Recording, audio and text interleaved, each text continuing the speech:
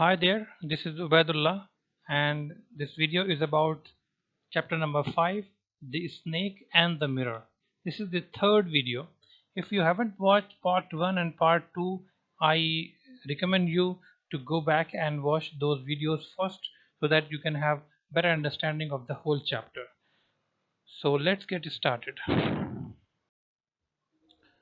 Let's recap what we studied in part 1 of this chapter.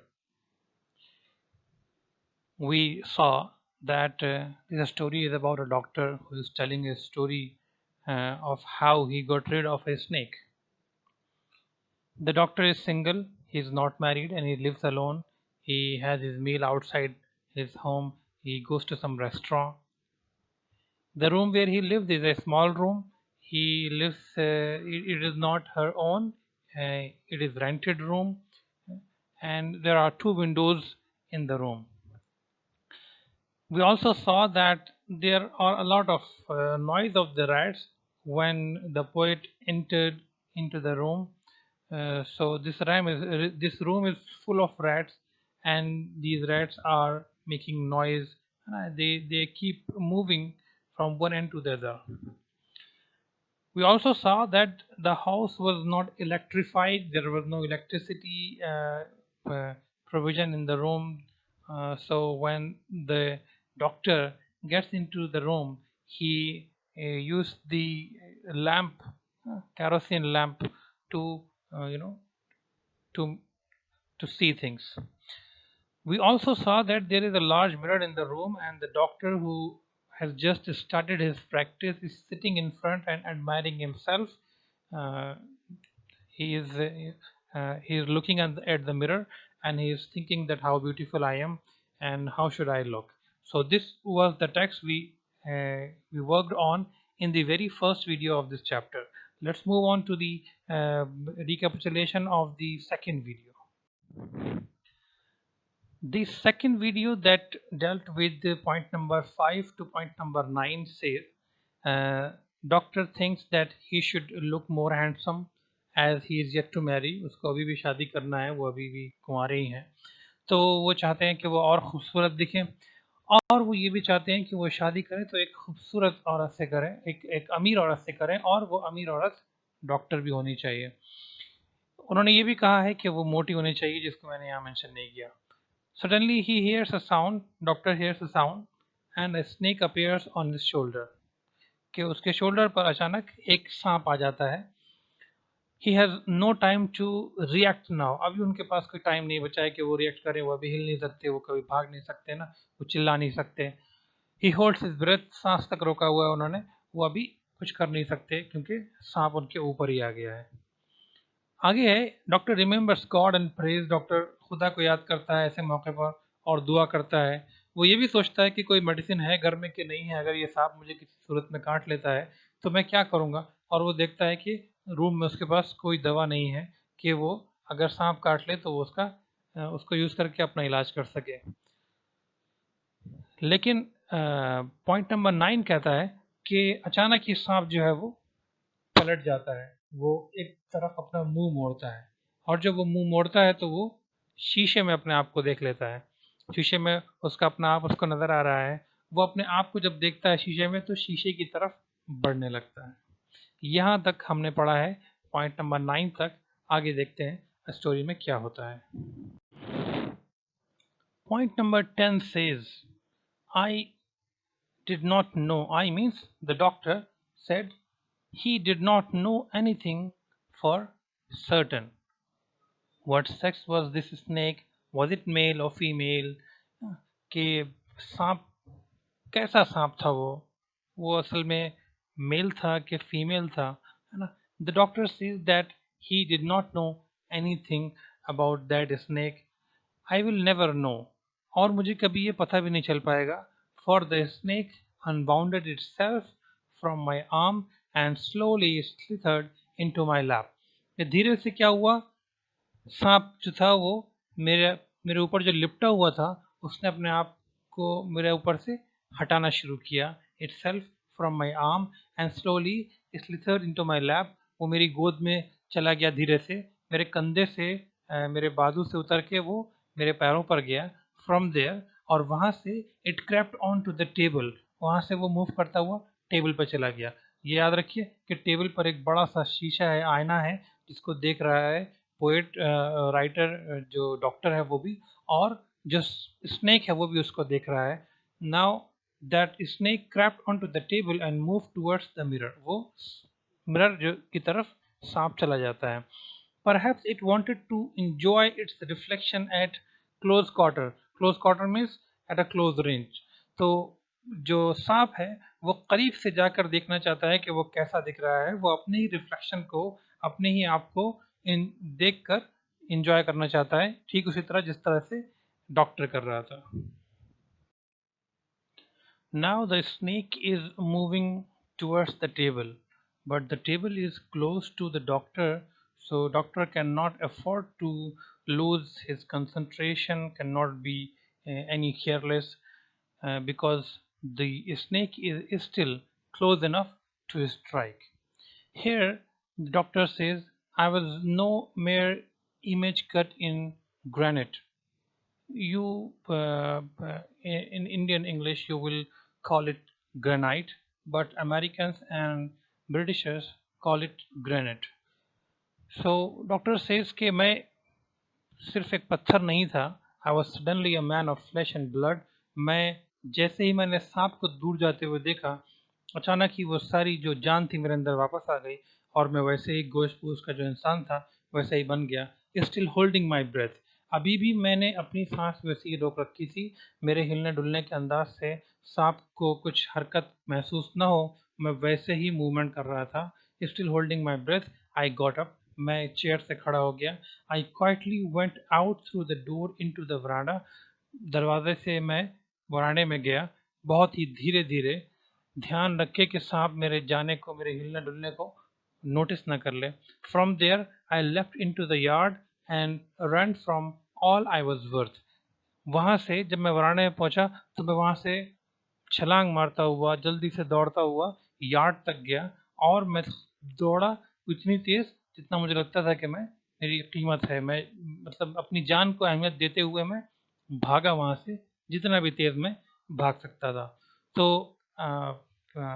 In this paragraph, paragraph number 10, that was in continuation, we saw that the snake is now moving away from the doctor, and the doctor has enough time to run away, but still he needs to be very careful.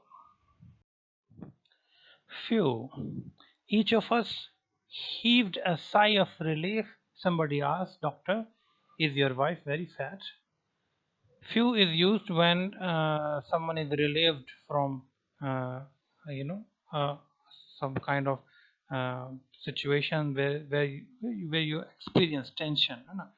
जब आप बहुत tension में हो और उस tension से आप relieve हो जाए, जिसे फ्यू।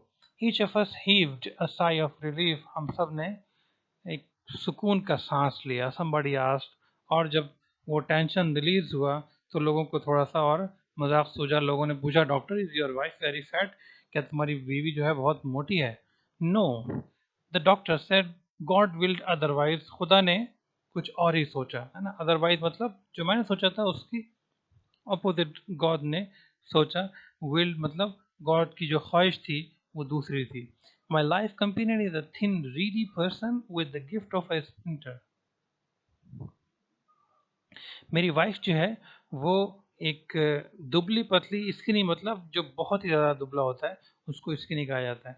मेरी वाइफ जो है वो एक बहुत ही दुबली पतली इंसान है। लाइफ कंपेनियन, मेरा जो जीवन साथी है, वो बहुत दुबला इंसान है। With the gift of a runner, वो उसके अंदर ये खासियत है कि वो बहुत तेज़ दौड़ सकता है। स्प्रिंटर मतलब कि कोई इंसान जो कि शॉर्ट डिस्टेंस तक बहुत अच्छी तरह बहुत तेज़ दौड़ सकता हो। समवन एल्स आस्क्ड, तो किसी और ने एक और सवाल किया, doctor, when you ran did the snake follow you? जब तुम दौड़े तो क्या सांप ने तुम्हारा पीछा किया?